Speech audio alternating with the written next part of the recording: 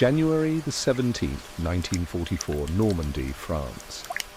The morning air hung thick with the smell of diesel and wet earth. Inside the hull of a Panzer IV, Oberfeldwebel Klaus Hartmann pressed his forehead against the cold steel interior, listening.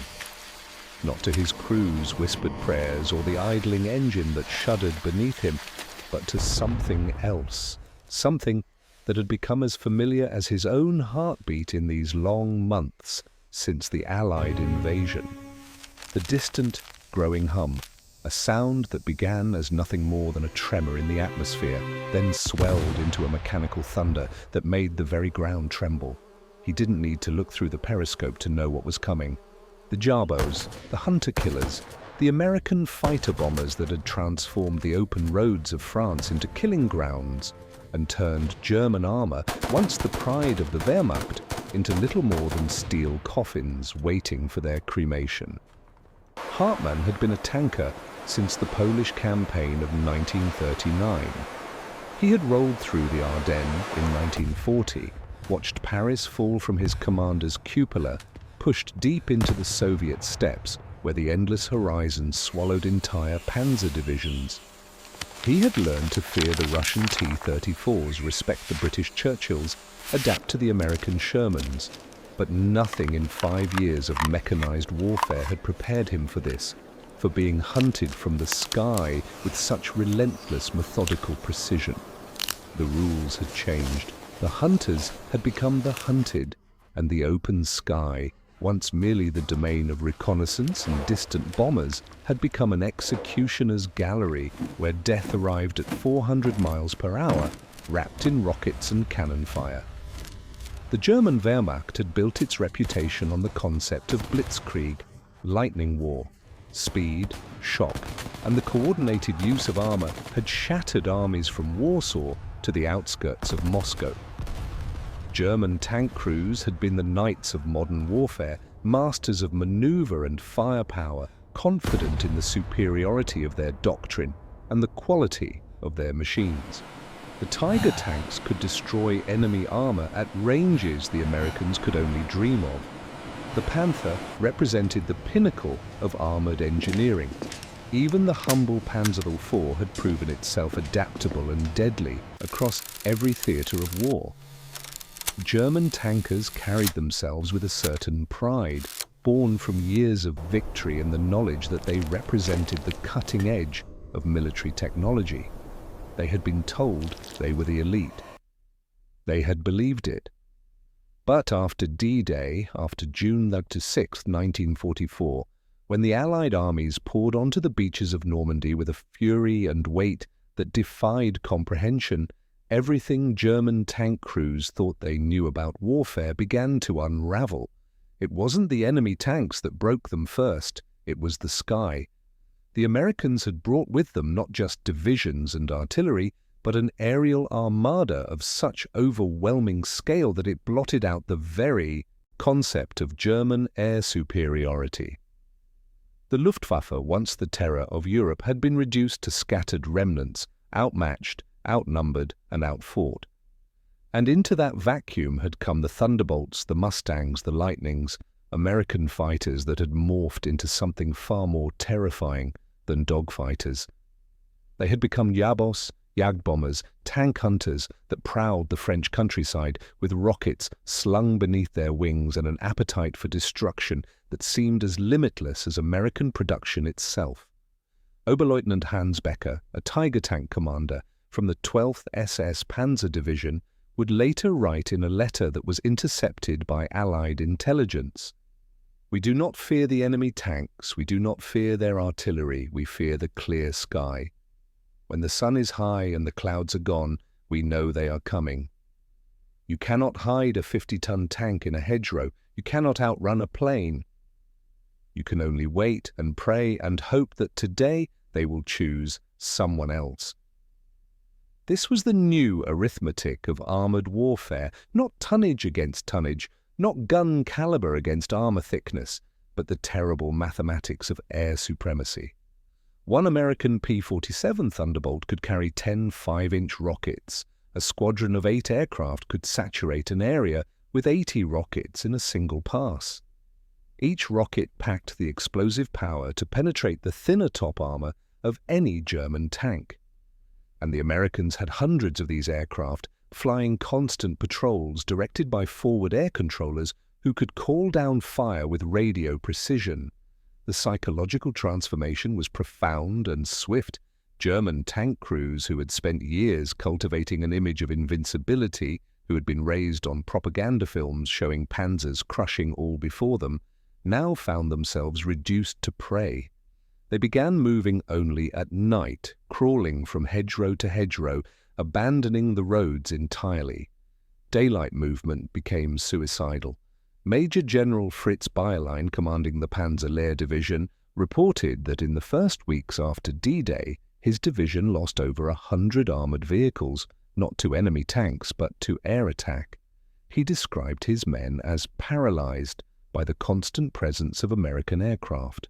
"My grenadiers and tankers are brave," he wrote in his after-action report, "but no amount of courage can shield a man from a rocket fired from 2,000 feet. We have become a nocturnal army, hiding by day like criminals, moving by night like ghosts." The American fighter pilots had developed their techniques with brutal efficiency. They understood that German tanks were most vulnerable from above, where the armor was thinnest. They learned to approach from the sun, making visual detection nearly impossible until the last moment.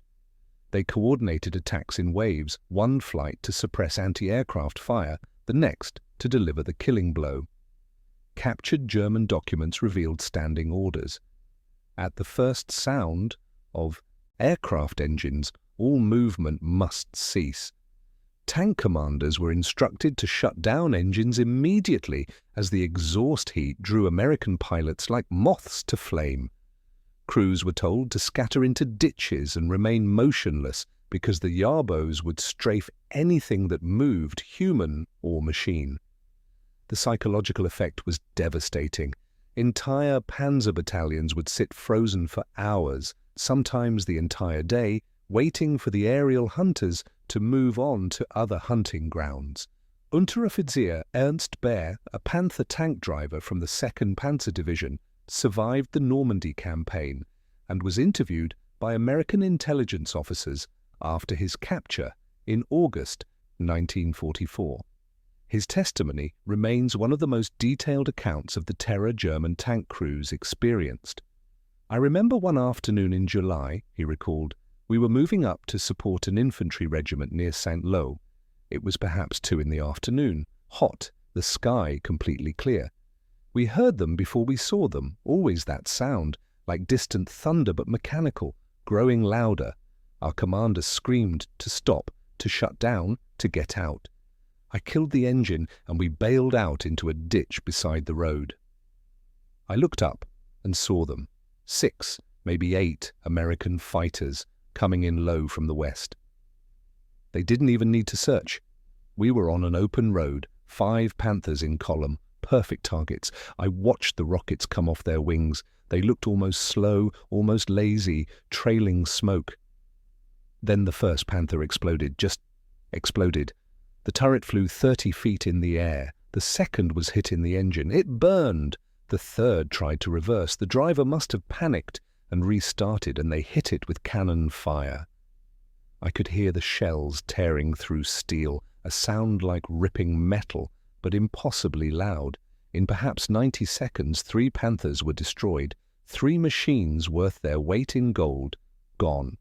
And the pilots just circled once, waggled their wings and flew off, looking for more targets, like they were hunting rabbits, not the finest tanks in the German arsenal.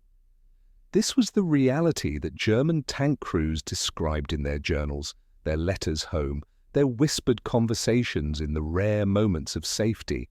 They spoke not of enemy tanks or superior tactics, but of helplessness, of impotence, of the crushing realization that all their training, all their technical superiority, meant nothing when death could arrive from above with no warning and no defense. Anti-aircraft guns helped, but they were never enough. The Americans would simply send more planes, overwhelm the defenses, accept losses that the Germans, strapped for fuel, men and aircraft, could never sustain. This was the difference. This was what broke the mythology of German armored supremacy. Not better tanks, not braver men, but sheer, overwhelming abundance. The symbolic object that recurred again and again in German accounts was not American tanks or American guns. It was the American airplane, more specifically the endless waves of them. German soldiers had been taught to believe in quality over quantity, in the superiority of German engineering and German will, but the Americans had brought both quality and quantity in such staggering proportions that it defied German comprehension. A captured German intelligence report from late July 1944 estimated that the Allies were flying more than 3,000 ground attack sorties per day over the Normandy front. 3,000. The Luftwaffe, by comparison, could muster perhaps 50. The skies themselves had become a symbol of American industrial might, of a nation so vast and so wealthy that it could afford to build tens of thousands of aircraft, train tens of thousands of pilots, and send them into battle with a casualness that seemed almost wasteful to German observers. But it was not wasteful, it was decisive. Hauptmann Friedrich von Schröder, a staff officer with the 116th Panzer Division, wrote in his diary, "The Americans fight with their factories as much as with their soldiers. For every tank we destroy, they build 5 more. For every plane we shoot down, 10 more appear. They do not fight with desperation or fanatic ideology. They fight with abundance. And abundance, we are learning, defeats desperation every time." This observation struck at the heart of the ideological transformation that German tank crews underwent.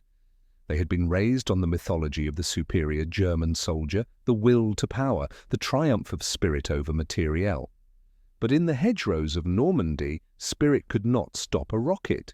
Will could not deflect cannon fire.